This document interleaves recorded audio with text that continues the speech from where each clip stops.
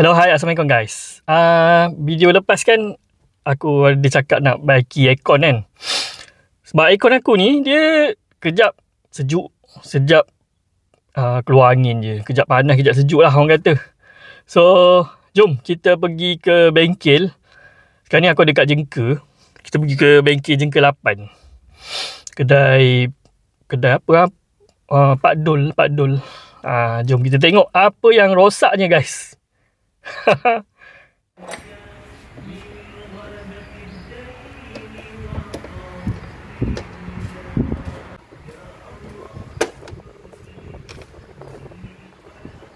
Kecil je benda ni punya.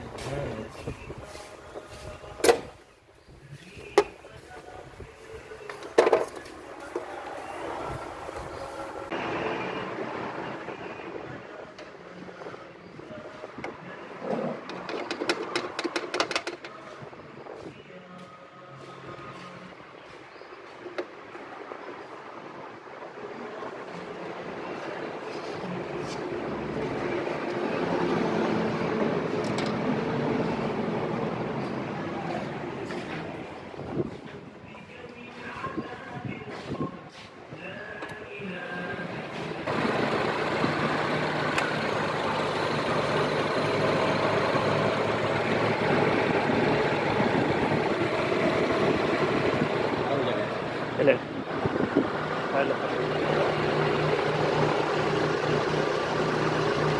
Bilik bahasa kereta.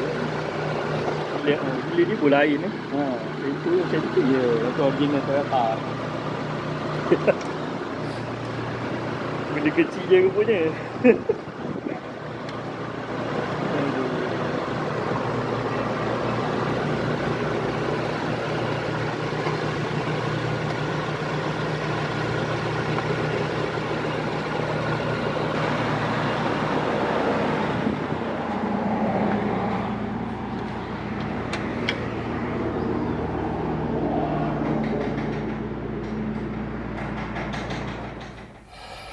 Okay guys, kita dah balik dah daripada kedai aircon. Rupa-rupanya relay yang problem rupanya.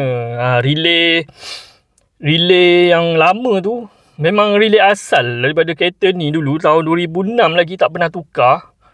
So tadi dah tukar dah relay Toyota punya.